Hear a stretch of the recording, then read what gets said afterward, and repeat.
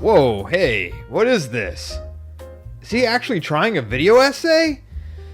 Yeah, so, be prepared to be bored to tears by me prattling on about a 40-year-old cartoon that nobody really cares about now. Aren't you the lucky ones?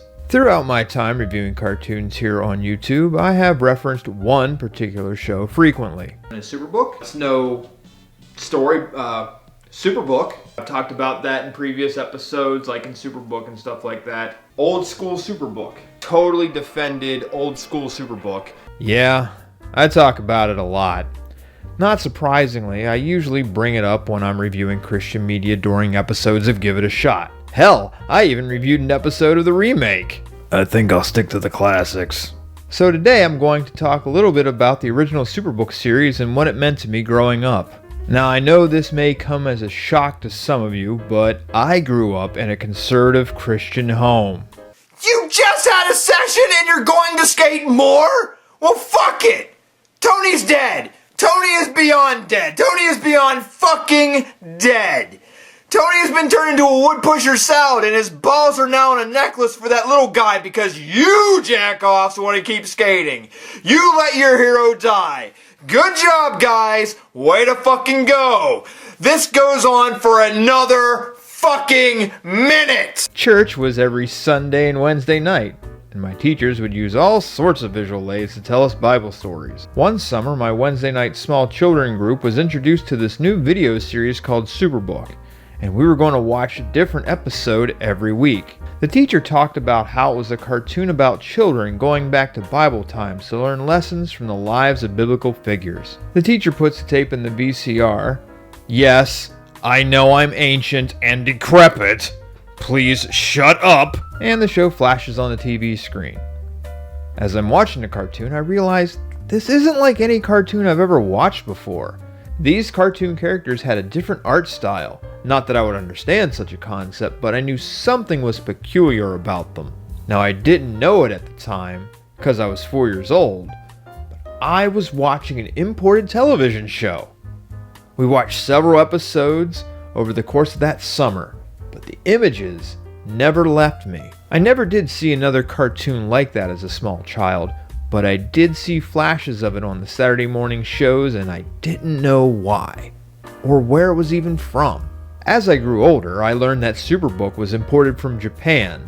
That's right, I discovered anime at 4 years old, in the 1980s. Somehow, some way, anime crept into a tiny little church in the backwoods of Appalachia, Pennsylvania, to pierce my eyes with a style of animation that did not look like Looney Tunes or Tom and Jerry. Back then, everyone called it Japanimation because, of course, we have to delineate things like that. It's the 90s. You gotta mark identity somehow. And it got its start here in the United States through Sci-Fi Channel's Anime Saturday and Cartoon Network's debut of anime with the Cartoon Network's Night of the Vampire Robots, next Saturday at midnight on the best place for cartoons. Yeah, that 6-hour marathon turned me into a weeaboo for about a decade. But that's a story for another time. Although I still watch clips from the Dirty Pair and Ranma One Half like a weirdo. But Superbook was a product of TV Tokyo and CBN. Wait, CBN. The thing Pat Robertson started. He somehow greenlit this back in 1980 to spread the Christian message in Japan? Alright, sure. Well, apparently, the company that runs the 700 Club were statements like this.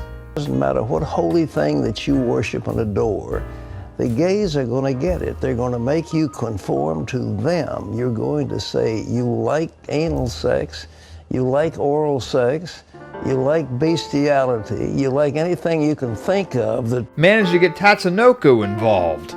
You know, the people who produced Gotcha Man to produce a TV show to tell stories about people in the Middle East to children in Japan. Makes all the sense. Here's the kicker. It was successful. It somehow held its own against early 1980s mecha anime. Jesus, man. He can kick your giant robot's tin ass. And with that success, CBN brought it to the United States, distributing it through Tyndale Video. This was a boon for Christian children because most church families back then refused secular television. But now they had an option to watch something church approved. And sure as hell beats the Donut Repair Club. Fuck you, Duncan. The show is pretty simple.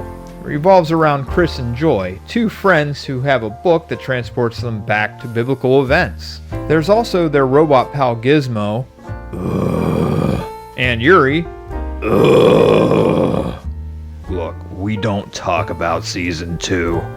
Ever. Regardless, the kids in Metalhead go to historical events and interact with biblical figures, learning something about personal character. Usually these events are a reflection of character lessons the children are experiencing in the present day.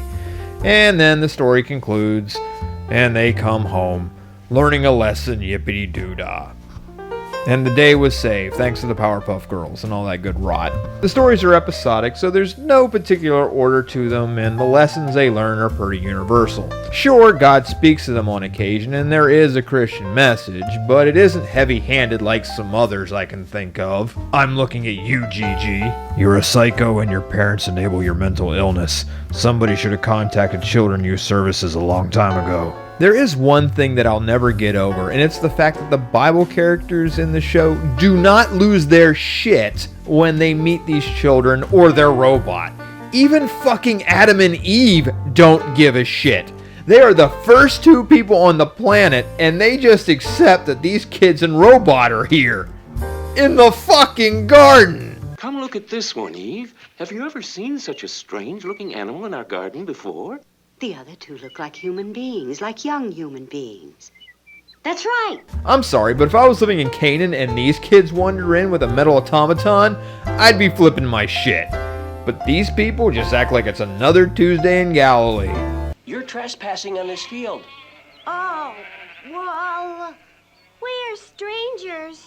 Sorry. Oh, you're travelers? Oh hey, you're new in town wearing strange clothes. Wanna be friends? Overall, the show is lighthearted. It's not too preachy, and it's a solid time waster.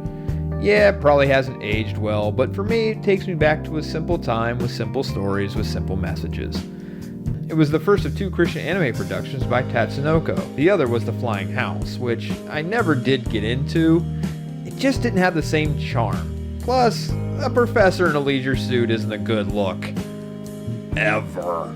Every once in a while, I watch a random episode just to get those warm fuzzies. I'm sure my audience has their own little viewing pleasures that do the same thing for them. Regardless, I hope you enjoyed this little essay. If you want to check out Superbook, it's now called Superbook Classic. All the episodes are on YouTube. Just avoid season 2 if you know what's good for you. So that was my first video essay that I'm trying here. It was a thing that I think might have potential. I don't know. I don't want to do them all the time. I do know that. So if you liked it, let me know. If you think there's some other video essay possibility that there could be that I should talk about, give me comments. I'll listen to anything, because sometimes a little change of pace is nice. And I figured since can't really work in the shot room, the shot set, I'd give this a shot. That's kind of funny if you really think about it, which you're not. So, yeah, until next time, party people. Toodles.